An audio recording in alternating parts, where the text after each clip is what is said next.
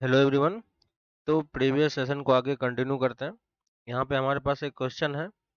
The equation, और ये quadratic equation given है, के एक्स स्क्वायर, है ना, के x square plus x plus के इक्वल टू 0। और दूसरा एक क्वाड्रेटिक इक्वेशन है, के एक्स स्क्वायर प्लस के एक्स प्लस 1 इक्वल टू 0। ठीक है, और इस दोनों का बोल रहा है have exactly one root in common.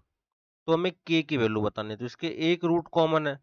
ठीक है, तो लेट्स एज्यूम कि दोनों का कॉमन रूट क्या है, अल्फा है, और अगर अल्फा इसका कॉमन रूट है तो ये इसको सेटिस्फाई भी करेगा। तो हम इसके जगह पे क्या लिख सकते हैं, के alpha square plus alpha plus के इक्वल टू 0। ठीक है, और दूसरे इक्वेशन में भी पुट कर सकते हैं, के अल्फा स्क्वायर प्लस के अल्फा प्लस 1 इक्वल टू 0। ठीक है, और दोनों को अगर सब्ट्रैक्ट करेंगे तो हमारे पास अल्फा की वैल्यू मिल जाएगी। क्यों? क्योंकि क्वाड्रेटिक वाला पार्ट दोनों का सेम है। ठीक है, तो इसको माइनस कर दो, तो यहाँ से कितना आ जाएगा, अल्फा इंटू 1 माइनस के, और यहाँ से प्लस का के माइनस 1, है ना, इक्वल टू 0। तो यहाँ से देखोगे एक फैक्टर बन रहा है, अल्फा माइनस 1 इंटू के माइनस 1 इक्वल टू 0। ठीक ना, यहाँ से वैल्यू कितनी आ गई, अल्फा की वैल्यू 1 आ गई। दूसरी चीज, अल्फा के की वैल्यू 1 नहीं हो सकती, के नॉट इक्वल टू 1। क्यों? क्योंकि आप देखोगे के इक्वल टू 1 के लिए ये दोनों इक्वेशन क्या हो जा रहा है, सेम हो जा रहा है। ठीक है, तो k इक्वल टू 1 पॉसिबल नहीं, तो हमारे पास कॉमन रूट हमें ऑलरेडी मिल गया। ये हमारा क्या है, कॉमन रूट है। और अल्फा की वैल्यू 1 मिल गई, तो अल्फा की वैल्यू 1 किसी एक इक्वेशन में पुट करके आप k की वैल्यू निकाल लो। ठीक है, तो इस वाले इक्वेशन में अल्फा इक्वल टू 1 पुट कर देते, ये कितना दे देगा, k प्लस 1 इक्वल टू 0। तो यहाँ से k की वैल्यू कितनी आ जाएगी, माइनस का हाफ, है ना। तो कौन सा ऑप्शन हो जाएगा यहाँ पे, सी ऑप्शन आप मार्क कर सकते हो। ठीक है, तो कॉमन रूट आपको इस तरीके से फाइंड करनी होती है। ठीक है, नेक्स्ट क्वेश्चन पे आते हैं। नेक्स्ट है हमारे पास कि द टर्म tan 80 डिग्री, ठीक है, tan 70 plus tan 10 degree and tan of 10 degree, ये सारे टर्म किस में है, एपी में, जीपी में, किस में है, वो हमें पता करना है। ठीक है, तो यहाँ पे अगर आप एंगल को ध्यान से देखोगे तो सारे एंगल, ये 70 और 10 का सम कितना हो जाता है, 80 डिग्री। तो हम tan 80 का फॉर्मूला यूज कर सकते हैं, है ना। तो tan 80 डिग्री को हम क्या लिख पाएंगे, tan 80 डिग्री को आप लिख सकते हो tan ऑफ 70 प्लस 10, है कि नहीं, इसको हम 70 प्लस 10, और इसमें हम a प्लस बी का फॉर्मूला यूज कर लेंगे 10 के साथ। तो ये क्या हो जाता है, tan of 70 plus tan of 10 divided by 1 minus tan of 70 into tan of 10।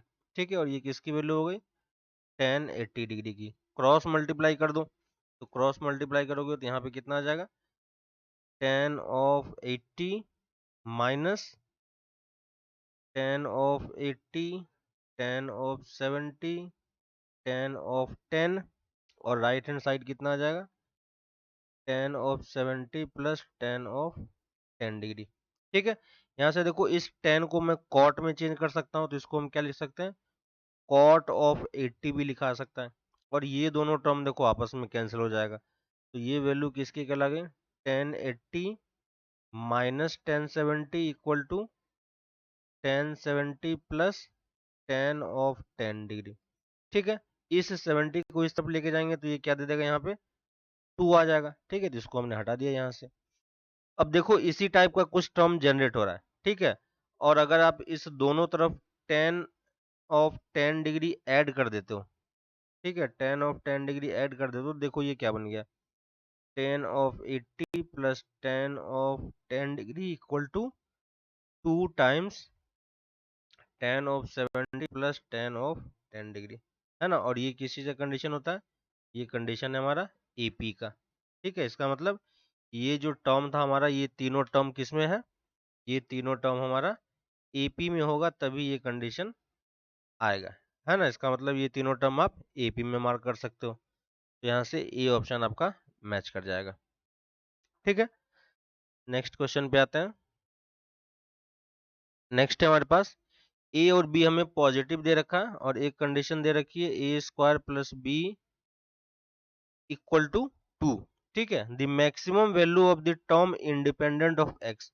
ठीक है, तो पहले इसका जनरल टर्म लिख लेते हैं। तो जनरल टर्म कितना हो जाएगा, 9CR, है ना, ए टू द पावर, जितने कोफिशिएंट है उसको मैं अलग कर रहा हूँ, तो a to the power 9 minus r, b to the power are.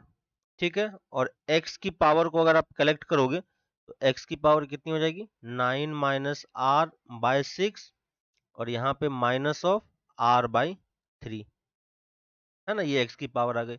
और अगर मुझे टर्म इंडिपेंडेंट ऑफ x चाहिए, है ना, टर्म इंडिपेंडेंट ऑफ x चाहिए, तो हमें क्या करना होगा, हमें जो x की पावर है उसको हमें क्या करना होगा, जीरो के इक्वल करना होगा। तो टर्म इंडिपेंडेंट ऑफ x क्या हो जाएगा, तो 9 minus r by 6 minus r by 3 की वैल्यू कितनी होनी चाहिए, इक्वल टू जीरो होनी चाहिए।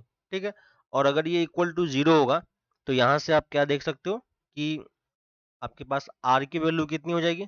ठीक है, इसको आप सॉल्व करो, यहाँ से आर की वैल्यू आपके पास सॉल्व कर सकते हैं, कितना आ जाएगा, 9 minus r equal to r by 3 है, और यहाँ पे 6 है, तो ये 2 से 2 कैंसिल हो जाएगा। ठीक ना, तो ये 2 इस तरफ जाके मल्टीप्लाई हो जाएगा। यहाँ से देखो आर की वैल्यू आप कितनी लिख सकते हो, आर इक्वल टू आपके पास 3 आ जाएगा, है ना। और आर की वैल्यू अगर 3 आ गई तो टर्म हमारे पास क्या बन जाएगा, है ना, तो ये कौन सा टर्म दे देगा हमारे पास, फोर्थ टर्म देगा। तो फोर्थ टर्म हमारा क्या है, इंडिपेंडेंट ऑफ एक्स है, तो इसको हम क्या लिख सकते हैं, 9C3 ए की पावर में कितनी हो जाएगी, ए की पावर 6 एंड बी की पावर 3। ठीक है, यहाँ से अगर आप टर्म पावर कॉमन ले लोगे तो ये कितना आ जाएगा, 9C3 ए स्क्वायर बी होल क्यूब, ये चीज भी लिखी जा सकती है ना। और अगर ये चीज लिखी जा सकती है तो यहाँ पे देखो सेम यही टर्म हमें ऊपर में भी गिवन था। ठीक ना, यहाँ पे अगर आप ध्यान दोगे तो ए स्क्वायर प्लस बी का टर्म मेरे पास यहाँ भी था, और यहाँ पे भी देखो मुझे उसी टाइप का कुछ टर्म मिला है, और ये किसके टर्म में मिला है, प्रोडक्ट के फॉर्म में मिला है। ठीक ना, और अगर ये प्रोडक्ट के फॉर्म में मिला है तो हम यहाँ पे क्या कर सकते हैं, है ना, अगर ये प्रोडक्ट के फॉर्म में है तो हम क्या कर पाएंगे, यहाँ पे हम एम जी एम यूज कर सकते हैं। ठीक है, तो देखो क्या लिख पाएंगे, a square plus b by 2 की वैल्यू क्या होगी, greater than equal to square root of a square b. Same यही टर्म हम यहाँ पे जनरेट कर पा रहे हैं, और ये वैल्यू कितनी हो जाएगी, तो यहाँ से देखो ए स्क्वायर बी स्क्वायर रूट की वैल्यू कितनी हो जाएगी, लेस देन इक्वल टू 1, है ना, ये वैल्यू कितनी आ गई, लेस देन इक्वल टू 1। तो इसी क्वांटिटी को हम क्या लिख पाएंगे, ये जो क्वांटिटी आपका कितना आ जाएगा, तो टी फोर्थ टर्म जो कितना हो जाएगा, 9C3, और ये पूरी क्वांटिटी रूट में ले लोगे तो ये लेस देन इक्वल टू 1 हो जाएगा, है ना। तो ये क्वांटिटी को हम क्या बोल सकते हैं, this T4 is less than equal to 9C3, और 9C3 की वैल्यू कितनी होगी, 9876 factorial divided by 6 factorial into 3 factorial. ठीक है, तो यहाँ से ये दोनों कैंसिल हो जाएगा, 6 फैक्टोरियल 3 फैक्टोरियल को हम 3 इंटू 2 लिख सकते हैं, है ना। तो यहाँ से ये कितना दे देगा, ये आ गया 3, और ये आ गया आपका 4, तो ये टोटल टर्म कितनी आ गई, 84। ठीक है, यानी जो अब हमसे पूछा क्या इसने, then the maximum value of the term independent of x. ठीक है, तो मैक्सिमम वैल्यू कितनी हो सकती है, ये देखो मैक्सिमम वैल्यू हमारे पास आ रही है लेस देन इक्वल टू है। ठीक ना, तो मैक्सिमम वैल्यू आप कितनी बोल पाओगे, मैक्सिमम वैल्यू आपका 84 पॉसिबल है ना। तो कौन सा ऑप्शन मैच कर जाएगा आपका, बी ऑप्शन आप यहाँ पे मार्क कर सकते हो। ठीक है, नेक्स्ट क्वेश्चन पे आते हैं। नेक्स्ट हमारे पास the number of even number of 4 digit number. ठीक है, हमें 4 डिजिट नंबर फॉर्म करना है। ठीक है, तो इस टाइप से 4 बॉक्सेस हम बना लेते हैं जिसमें हम एक एक डिजिट फिल करेंगे। ठीक है, इसको हम बॉक्स मेथड बोलते हैं, जो आपने ऑलरेडी किया होगा। Using the digit 0 1 2 3 4 5। ठीक है, ये 5 डिजिट है, इसको यूज करके हमें 4 डिजिट नंबर बनाना है, जो कि क्या होना चाहिए, इवन नंबर होना चाहिए, है ना। और इवन नंबर के लिए पता है कि यूनिट प्लेस का जो नंबर है यहाँ पे हमें इवन नंबर फिल करना है। ठीक है, अब इवन नंबर यहाँ पे कौन कौन है हमारे पास, या तो 0 है या 2 है या 4 है। ठीक है, तो क्योंकि अगर किसी डिजिट में 0 आ जाता है तो हमें उसको थोड़ा सा केयरफुली हैंडल करना पड़ता है। ठीक है, तो हम यहाँ पे दो केसेस ले सकते हैं। एक में पहले प्लेस को मैंने 0 से फिल कर दिया, और दूसरे केसेस में इसको मैं या तो 2 से या फिर 4 से फिल करूंगा। ठीक है, या तो 2 से फिल करूंगा या फिर 4 से फिल करूंगा। ठीक है, तो अब देखो दोनों में कितने केसेस होते हैं उसको काउंट कर लेते हैं, फिर दोनों को ऐड कर देंगे।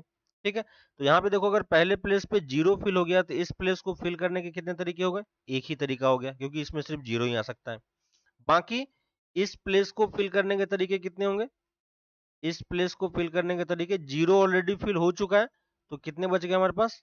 5, है ना। तो इसको फिल करने के तरीके 5, इसको फिल करने के तरीके 4, इसको फिल करने के तरीके 3, और इन सबको फिल करना कंपलसरी है, इसलिए सबको क्या करेंगे? मल्टीप्लाई कर देंगे। तो यहाँ से कितनी आ जाएगी वैल्यू?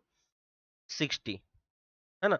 सिमिलरली अगर पहले प्लेस इस वाले पार्ट में अगर हमें इवन नंबर बनाना, तो इस प्लेस को हम कितने तरीके से फिल कर सकते हैं? 2 तरीके से। क्यों? क्योंकि यहाँ पे 2 या 4 कुछ भी आ सकता है।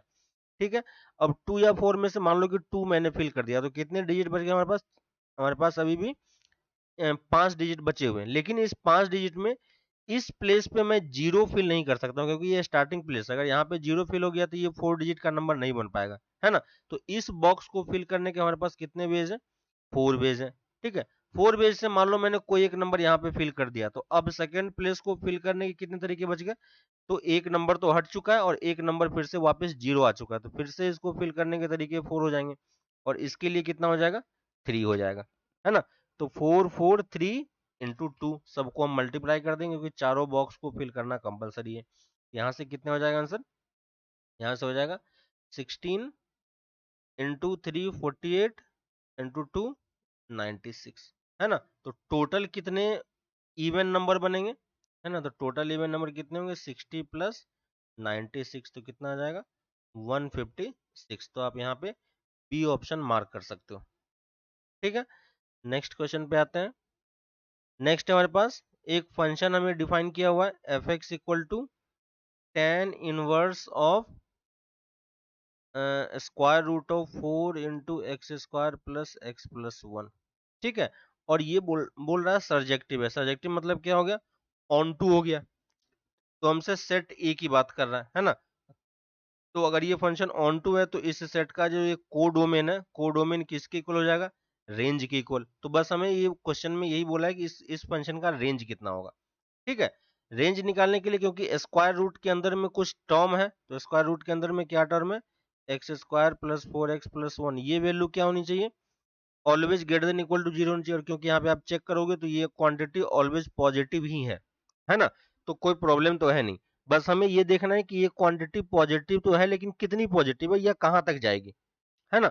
तो अगर आप इस क्वांटिटी को देखोगे, तो यहाँ पे देखो आप ये परफेक्ट स्क्वायर बना सकते हो यहाँ पे। तो ये कितना हो जाएगा? 4 इंटू एक्स प्लस हाफ का होल स्क्वायर प्लस 3/4। ठीक है, 10th क्लास में ये सब चीज आपने सीखी होगी। तो ये क्वांटिटी आपके पास आ गई, और इस क्वांटिटी की मिनिमम वैल्यू कितनी हो सकती है? क्योंकि पैराबोला अपवर्ड है, तो कुछ ना कुछ मिनिमम देगा। ठीक है, तो मिनिमम निकालने का दो तरीका आपके पास, या तो आप -d/4a से कैलकुलेट करो, वहां से भी आ जाएगा, और क्वाड्रेटिक फॉर्म करके भी कर सकते हो। ठीक है, तो यहाँ से देखोगे मल्टीप्लाई करोगे तो x की वैल्यू अगर हाफ माइनस हाफ हो जाएगी, तो ये वैल्यू हमें कितनी दे देगी? ये पूरी quantity greater than equal to 3 है ना। यानी इसका जो ये अंदर वाला फंक्शन है, अंदर वाला फंक्शन की वैल्यू कहां से कहां तक जाएगी? 3 से इंफिनिटी तक, है कि नहीं।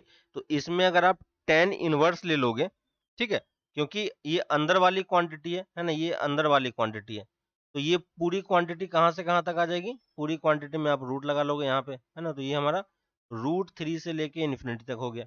ठीक है, और इसमें अगर आप टेन इनवर्स ऐड कर दोगे, ठीक है, तो ये इस वाले पार्ट की बात है। अगर टेन इनवर्स ऐड करोगे तो हमें एफ एक्स का रेंज मिल जाएगा, और एफ एक्स का रेंज कहाँ से जाएगा? टेन इनवर्स √3 हमें कहाँ पे मिलता है? π/3 पे। ठीक है, π/3 से, और इन्फिनिटी कहाँ पे मिलता है? π/2 तक। तो आपका रेंज कहाँ से कहाँ तक आ जाएगा? π/3 से लेके π/2 तक। तो कौन सा ऑप्शन आप मार्क कर सकते हो? सी ऑप्शन आप यहाँ पे इजिली देख सकते हो कि ये मैच कर रहा है। ठीक है, नेक्स्ट क्वेश्चन पे आते हैं।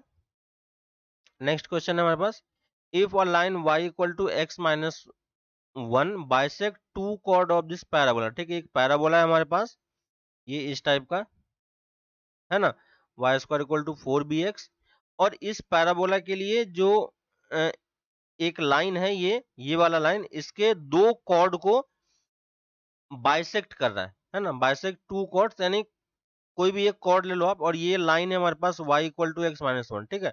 तो इसको कोऑर्डिनेट एक्सिस पे प्लॉट नहीं करते हैं डायरेक्टली, इन जनरल मैं आपको फिगर समझाता हूँ कि इस टाइप से एक लाइन है और इसका कोई एक कॉर्ड है, ठीक है। ये मैं कॉर्ड ड्रॉ कर लेता हूँ, और ये जो लाइन है ये इसको कहाँ पे क्या कर रहा है, बाइसेक्ट कर रहा है। बाइसेक्ट करने का मतलब क्या हो गया, ये इसके मिड पॉइंट पे कहीं ना कहीं पास कर रहा है, ठीक है। और इस लाइन का इक्वेशन क्या है, y equal to x minus one, ठीक है। और ये लाइन कहाँ से पास कर रहा है, passing through b comma minus two, यहाँ पे कहीं पे b कॉमा माइनस टू भी होगा, ठीक है। तो हमें लेंथ ऑफ लेटेस्ट रेक्टम की बात कर रहा है कि इसमें से क्या हो सकता है, ठीक है। तो आपको लेंथ ऑफ लेटेस्ट रेक्टम का पता है ना। लेंथ ऑफ लेटेस्ट रेक्टम कितना होता है, 4a, और यहाँ पे a की वैल्यू कितनी है, b। तो ये 4b की वैल्यू पूछ रहा है कि इसमें से कौन सी पॉसिबल है, ठीक ना। अब देखो यहाँ पे इस लाइन की इक्वेशन पता है, और ये मिड पॉइंट को यहाँ पे कॉर्ड को मिड पॉइंट पे बाइसेक्ट कर रहा है, ठीक ना। तो इस पॉइंट का अगर मुझे लोकेशन लिखना होगा तो क्या लिख सकते हो, अगर मैं इस वाले पॉइंट, ये लाइन की इक्वेशन है, ठीक है। तो अगर मैं एक पॉइंट h ले लूं x कोऑर्डिनेट, तो y कोऑर्डिनेट कितना हो जाएगा, h माइनस वन, है कि नहीं। और ये क्या है हमारा एक्चुअली में मिड पॉइंट है, ठीक है। तो मिड पॉइंट के फॉर्मेट में इस कॉर्ड का इक्वेशन लिखा जा सकता है कि नहीं, है ना। To chord which passes through the, ठीक है। यहाँ पे ये जो b कॉमा माइनस टू है, ये b comma minus two line पे नहीं है, ये कॉर्ड पे कहीं लाई कर रहा है, ठीक है। तो b कॉमा माइनस टू कहीं पे कॉर्ड पे लाई कर रहा है ना। तो अब देखो ये मिड पॉइंट है, और तो कॉर्ड का इक्वेशन लिखा जा सकता है कि मिड पॉइंट के फॉर्मेट में, है ना। तो equation of chord when mid point is given, mid point is given, तो हम कैसे लिखते हैं किसी भी 2 डिग्री कर्व के लिए, t equal to s one, ठीक है। s क्या है यहाँ पे, s हमारे पास यहाँ पे है y square minus four b x, तो हम s1 क्या लिखेंगे, s1 हो जाएगा, इस मिड पॉइंट को यूज करना है, ठीक ना। तो x की जगह पे h पुट कर दोगे और y की जगह पे h माइनस वन पुट कर दोगे, तो s1 की वैल्यू कितनी हो जाएगी, फोर बी इंटू एच, है कि नहीं। तो ये हमारा s1 हो गया। और t कैसे लिखते हैं, t हमारा होता है y y1 minus x x one वाला फॉर्मेट, ठीक है। तो y y1 की वैल्यू कितनी हो जाएगी, यहाँ पे y into h minus one हो जाएगा, और ये माइनस फोर बी, और x की जगह पे क्या पुट करेंगे, x plus h by to, ठीक है। तो ये हमारा t और s1 हो गया। इस दोनों को इक्वेट कर दोगे तो आपको इक्वेशन ऑफ कॉर्ड मिल जाएगा। तो यहाँ से देखो इक्वेशन क्या आ जाएगी, y into h minus one minus four b into x plus h by two, और ये किसके इक्वल होगा, s1 के इक्वल, और s1 क्या है हमारा, h माइनस वन का whole square minus four B H, है कि नहीं। ये हमने लिख दिया। और अब अगर आप ध्यान दोगे तो ये जो कॉर्ड है वो किस पॉइंट से पास कर रहा है, ये कॉर्ड पास कर रहा है b कॉमा माइनस बी से, तो हम इसको यहाँ पे पुट भी कर सकते हैं, ठीक है। तो y की जगह पे माइनस ट्वाइस b हो जाएगा, तो ये h माइनस वन माइनस, यहाँ से देखो ये दोनों टर्म कैंसिल हो गया, टू दे देगा यहाँ पे, ठीक है। तो ये माइनस टू बी इधर आ गया, और ये b से भी पास कर रहा है ना, तो b प्लस एच आ जाएगा, और equal to h minus one का whole square minus four B h, ठीक है।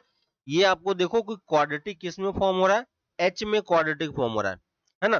तो जब आप इस इक्वेशन को सॉल्व करोगे तो हमें क्या मिलेगा, यहाँ से देखो एच स्क्वायर जनरेट होगा, तो H square minus twice H, ठीक है। यहाँ से देखो फोर बी एच यहाँ से कैंसिल हो जाएगा दोनों तरफ से, तो ट्वाइस एच बच जाएगा, और प्लस में हमारे पास कुछ टर्म बचता है, B square twice B square minus twice B plus one equal to zero, ठीक है। तो ये हमारे पास एक इक्वेशन आपका मिलेगा एच में, ठीक है। और अगर आप ध्यान दोगे तो इस इक्वेशन के कितने सॉल्यूशन होने चाहिए, इस इक्वेशन के दो सॉल्यूशन होने चाहिए, है ना, क्योंकि वो जो एच है वो क्या कर रहा है, दो कॉर्ड है कि नहीं। तो दो कॉर्ड के लिए आपको इक्वेशन लिखोगे तो ये इस इक्वेशन के कितने सॉल्यूशन होने चाहिए, this equation has two real roots, ठीक है। तो टू रियल रूट्स की बात कर रहा है, तो इसका d क्या होना चाहिए, d ग्रेटर देन जीरो होना चाहिए, और d की वैल्यू कितनी हो जाएगी, B square minus times four, और a और c कितना हो जाएगा, two B square minus two B plus one, और ये क्या होना चाहिए हमारा, पॉजिटिव होना चाहिए। यहाँ से देखो 4 से 4 कैंसिल हो जाएगा, ठीक ना, और 1 से 1 भी कैंसिल हो जाएगा, तो यहाँ से जो इक्वेशन बनेगी वो क्या आ जाएगा, 2b² माइनस 2b की वैल्यू लेस देन 0, ठीक है। और यहाँ से b देखोगे, b क्या हो जाएगा, 2b आप कॉमन ले लो, तो b कितना हो जाएगा, b माइनस 1 लेस देन 0, है ना, b माइनस 1 लेस देन 0। और यहाँ से अगर आप रूट्स को प्लॉट करोगे ये 0 1, तो हमारे पास जो b की वैल्यू आएगी वो क्या आ जाएगी, b हमारा लेस देन 1 होना चाहिए, ठीक है। b हम पॉजिटिव ही लेके चल रहे हैं क्योंकि वो राइट हैंड साइड पे मूव कर रहा है, ठीक है। तो b की value less than equal to 1 आ गई, तो हमें लेटेस्ट रेक्टम क्या होता है, 4b होता है, तो इस इक्वेशन को 4 से मल्टीप्लाई कर देंगे, तो लेटेस्ट रेक्टम की वैल्यू क्या आ गई, लेस देन 4, ठीक है। तो ये लेटेस्ट रेक्टम क्या आ गया, लेस देन 4 होना चाहिए। अब देखो कौन सा ऑप्शन लेस देन 4 है वो हम मार्क कर सकते हैं, है ना, तो कौन सा ऑप्शन आ जाएगा, ए ऑप्शन आप यहाँ पे इजिली मार्क कर सकते हो, ठीक है। नेक्स्ट क्वेश्चन पे आते हैं। नेक्स्ट है हमारे पास, this centre of circle passing through the point of intersection of these two curves, ठीक है। देखो ये दोनों कर्व आपस में मल्टीप्लाई होकर 2 डिग्री इक्वेशन बना रहा है, ठीक है। तो हम इसको जनरलाइज फॉर्मेट में फैमिली ऑफ कर्व के टर्म्स में लिख सकते हैं। तो अगर आपको सर्कल की इक्वेशन बोलनी है तो हम इसको ये भी लिखा जा सकता है फैमिली ऑफ सर्कल के फॉर्मेट में, पहले लिख लेते हैं 2y माइनस 1, ये 2 डिग्री कर्व है और ये भी 2 डिग्री कर्व है, तो हम क्या लिख पाएंगे, plus lambda times X Y equal to 0, ठीक है। और अगर इसको आप सॉल्व कर लो तो सॉल्व कर लोगे तो कितना आ जाएगा, देखो 6x² plus 4xy minus 2 plus 9xy, ठीक है, प्लस 6y² माइनस 3y, और 4 से करेंगे तो 12x plus 8y minus 4 plus lambda X Y equal to 0, ठीक है। ये इक्वेशन हमारे पास फॉर्म हो रही है। और यहाँ पे आप देखो x² और y² को कोफिशिएंट को कंबाइन कर देते हैं, तो ये x² प्लस y² आ गया, प्लस यहाँ से देखो एक्स वाई का टर्म यहाँ पे है और यहाँ पे है, तो ये कितना आ जाएगा, 13 plus lambda into X Y, ठीक है। x के कोफिशिएंट और y के कोफिशिएंट को देखो, तो यहाँ पे x का कोफिशिएंट +2 यहाँ पे है, प्लस 12x, ठीक है, और एक और 12x आएगा, तो यहाँ पे सॉरी यहाँ पे x एक मिसिंग हो गया, ठीक है। तो ये दोनों मिलके कितना दे देगा, 10x दे देगा, ठीक है। सिमिलरली अगर y के कोफिशिएंट को देखोगे तो y कितना आ जाएगा, प्लस का 5y, है ना, प्लस का 5y, और कांस्टेंट टर्म कितना आ जाएगा, कांस्टेंट टर्म तो एक ही है, माइनस का 4, और ये क्या होना चाहिए, इक्वल टू 0।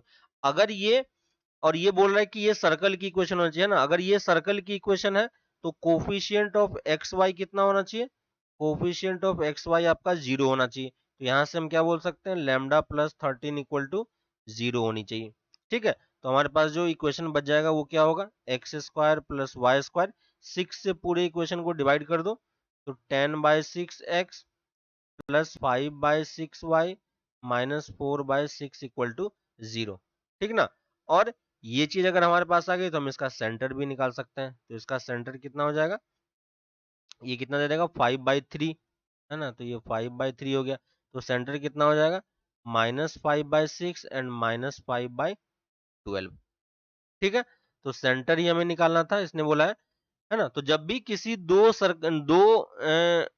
कर्व के इंटरसेक्शन से कोई कर्व पास कर रहा है, ठीक है, तो उसको आप C1 plus lambda times C2 के फॉर्मेट में आप लिख सकते हो, ठीक है, curve 1 plus lambda times curve 2 equal to 0। और अगर ये सर्कल को रिप्रेजेंट कर रहा है तो कोफिशिएंट ऑफ एक्स वाई 0 होना चाहिए, बस हमने वही कंडीशन यूज किया। तो सेंटर कौन सा हो जाएगा, -5/6 -5/12, ठीक है। नेक्स्ट क्वेश्चन पे आते हैं। नेक्स्ट है हमारे पास x हमें दिया हुआ है, x equal to sec t plus 10t, ठीक है, और y हमारे पास है sec t माइनस 10t, ठीक है। t यहाँ पे पैरामीटर है और हमसे बोला है x इक्वल टू 1/√3 पे हमें dy/dx निकालना है, ठीक ना। यहाँ से देखो, या तो आप चाहो तो t को एलिमिनेट भी कर सकते हो, अगर आप इन दोनों को मल्टीप्लाई कर दो तो मल्टीप्लीकेशन कितना हो जाएगा, सेक स्क्वायर, देखो यहाँ पे sec square T minus tan square T, और ये वैल्यू कितनी होती है, 1 होता है। तो यहाँ पे देखो आपके पास सिंपल इक्वेशन y की वैल्यू कितनी आ गई, 1/x, और इसका डेरिवेटिव निकालना तो इजी है, तो dy/dx कितना हो जाएगा, -1/x², और x की वैल्यू √3 पुट करेंगे तो ये कितना दे देगा, -3, है ना। तो इजी सा क्वेश्चन था, बस आपको यहाँ पे पैरामीटर को एलिमिनेट करना था, ठीक है। तो कौन सा ऑप्शन आप मार्क कर सकते हो, बी ऑप्शन आपका यहाँ पे मार्क हो जाएगा, ठीक है। नेक्स्ट क्वेश्चन पे आते हैं। नेक्स्ट है हमारे पास पी क्यू आर, हमारे पास 3 स्टेटमेंट है, और ये 2 स्टेटमेंट इसने कंसिडर करने के लिए बोला S1 और S2, और पूछ रहा है कि इसमें से कौन सा S1 और S2 में से कौन सा ट्रू है और कौन सा फॉल्स है ना। तो आपको ये चीज पता होगा, सबसे पहले हम क्या कर लेते हैं, दोनों का ट्रूथ टेबल बना लेते हैं, नहीं है, दोनों का ट्रूथ टेबल बना लोगे तो आपको पूरा अच्छा से क्लियर हो जाएगा कि कहाँ पे कौन सी वैल्यू किस तरीके से दे रही है, ठीक है। तो ट्रूथ टेबल बनाते हैं, तो सबसे पहले क्या आ जाएगा, 3 स्टेटमेंट है हमारे पास, है ना। तो P Q और R के लिए हम यहाँ पे 3 कॉलम ड्रॉ कर लेते हैं, ठीक है। और इन तीनों कॉलम के लिए कॉरस्पॉन्डिंग आपको सारी वैल्यू आपको लिखनी पड़ेगी, ठीक है ना। तो आप अगर यहाँ पे देखोगे, है ना, अगर आप यहाँ पे देखोगे तो ये चीज आपको क्लियर होगी कि क्योंकि 3 स्टेटमेंट है ना, तो 3 स्टेटमेंट है तो क्या होगा यहाँ पे,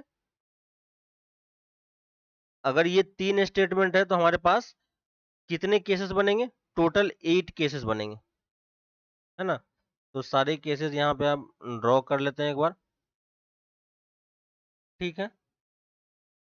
तो देखो क्या क्या पॉसिबिलिटी हो सकती है हमारे पास, जो पॉसिबिलिटी बनेगी आपके पास, पहला तो अगर तीनों ट्रू हो जाए, ठीक है, तो एक ट्रू ट्रू ट्रू ले लेते हैं, फिर ट्रू फॉल्स ट्रू ले लेते हैं, फिर फॉल्स ट्रू ट्रू ले लेते हैं, ठीक है। दूसरा फॉल्स फॉल्स ट्रू ले लेते हैं, ठीक है। 8 केसेस बनेंगे, बस आपको 8 केसेस चूज करने हैं सही से, तो वो सारे केसेस आपके पास आ जाएंगे। एक ट्रू ट्रू फॉल्स ले लेते हैं, ठीक है। नेक्स्ट क्या हो सकता है, ट्रू ट्रू फॉल्स हो गया, ठीक है। ट्रू फॉल्स फॉल्स, ये भी एक पॉसिबिलिटी हो सकती है, और टोटल कितने हो गए, 1 2 3 4 5 6, ठीक है। 2 केसेस हमारे पास और है, एक हो जाएगा फॉल्स ट्रू फॉल्स, और एक हो जाएगा जब तीनों फॉल्स हो जाए, ठीक है। तो ये हमारे पास टोटल 8 केसेस अवेलेबल है, ठीक है। अब यहां से एक एक केस की एक एक चीज की वैल्यू आप कैलकुलेट करते जाओ।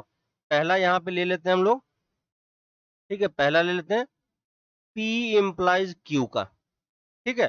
तो P इम्प्लाइज Q में आपको याद होगा कि P इम्प्लाइज Q कब ट्रू होगा, जब दोनों ट्रू हो जाए या दोनों फॉल्स हो जाए, ठीक है। तो ये दोनों केसेस के लिए क्या हो जाएगा, ये स्टेटमेंट ट्रू हो जाएगा। दूसरी चीज, अगर पहला स्टेटमेंट फॉल्स है और दूसरा ट्रू है, ठीक है, तो भी ये स्टेटमेंट ट्रू होता है, ठीक है। तो एफ टी के लिए भी ये क्या देगा, ट्रू ही देगा, ठीक है। तो एफ टी वाला देखो एक और केस होगा यहाँ पे, इसके लिए भी ट्रू होगा। अगर पहला ट्रू है और दूसरा फॉल्स है तो स्टेटमेंट फॉल्स होगा, तो टी एफ के लिए फॉल्स होगा, तो यहां से भी इसके लिए फॉल्स हो जाएगा।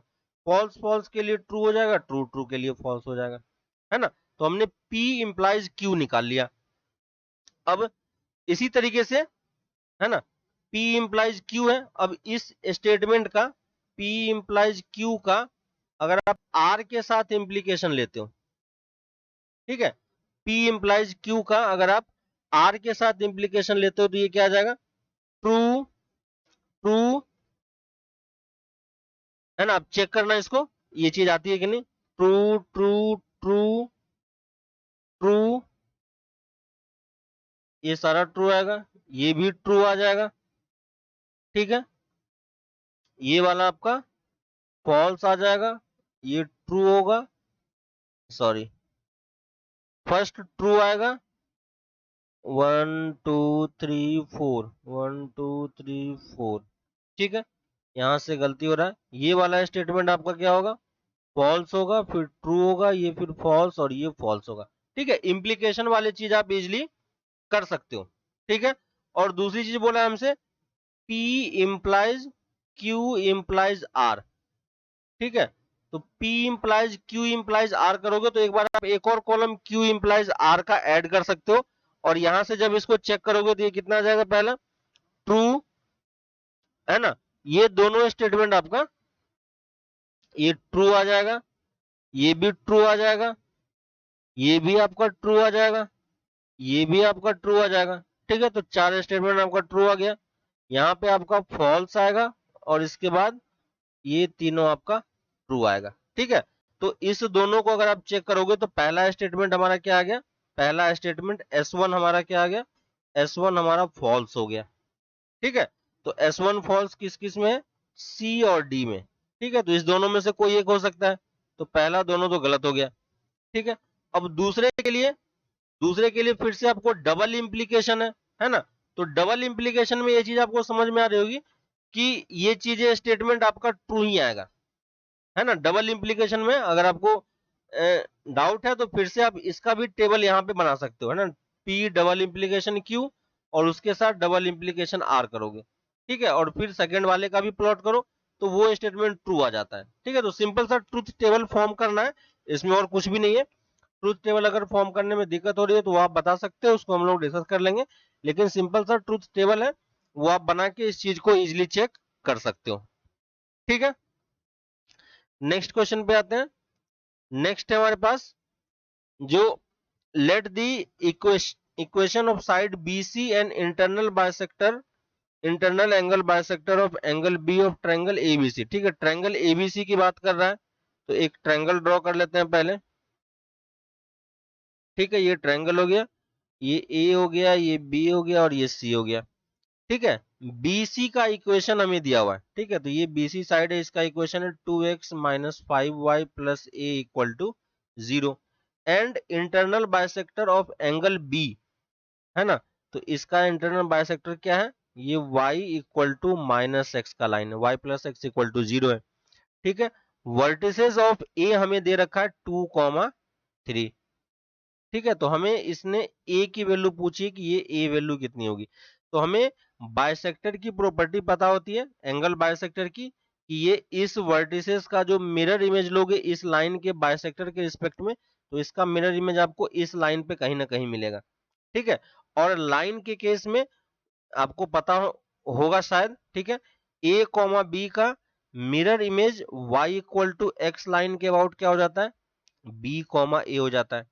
ठीक है, और ए कॉमा बी का mirror image y equal to minus X के अबाउट क्या हो जाता है, minus B comma minus A हो जाता है। ठीक है, ये एक प्रॉपर्टी है, क्योंकि ये सिंपल सा लाइन का इक्वेशन होता है, तो इस दोनों पर्टिकुलर लाइन के लिए हम मिरर इमेज याद रखते हैं ताकि हमें कैलकुलेशन ज्यादा ना करना पड़े। ठीक है, तो यहाँ पे देखो हमें ये लाइन दिया हुआ है, तो इस वर्टिसेस का अगर हम मिरर इमेज लेंगे तो वो इसी साइड पे कहीं ना कहीं लाई करेगा, और इस पॉइंट का लोकेशन कितना हो जाएगा ये आपको समझ में आ रहा है, तो ये -3, -2 आप डायरेक्टली लिख सकते हो। ठीक है, तो ये दो पॉइंट अगर ध्यान रखोगे तो मिरर इमेज इस पर्टिकुलरली दो लाइन के अबाउट निकालने में काफी आसानी रहेगी। ठीक है, तो बस हमने ये प्रॉपर्टी यूज की और इस पॉइंट का मिरर इमेज हमने यहाँ पे लिख दिया। अब ये लाइन का इक्वेशन पता है और इस लाइन पे एक पॉइंट पता है, तो वैल्यू पुट ये इसको सेटिस्फाई भी करना चाहिए, है ना, तो सेटिस्फाई करेगा तो वैल्यू पुट कर देंगे, तो ये कितना हो जाएगा, -6 प्लस का 10 प्लस ए इक्वल टू 0, है ना, तो यहाँ से ए की वैल्यू कितनी आ जाएगी, ए की वैल्यू आप -4 डायरेक्टली मार्क कर सकते हो, तो कौन सा ऑप्शन हो जाएगा आपका, डी ऑप्शन आप यहाँ पे इजिली मार्क कर पाओगे, है ना। तो ये कुछ छोटी सी प्रॉपर्टी है, बस इसको ध्यान रखोगे तो क्वेश्चन थोड़ा सा जल्दी सॉल्व हो जाएगा। ठीक है, तो अभी के लिए इतना ही हम लोग रखते हैं, फिर नेक्स्ट क्लास में हम इसको और आगे कंटिन्यू करेंगे, तब तक आपके पास जो भी क्वेश्चंस है ना, उसको आप प्रैक्टिस करते रहो और जो भी डाउट आता है वो आप पूछ सकते हो। ठीक है, तो नेक्स्ट क्लास में फिर कंटिन्यू करते हैं, चलो बाय।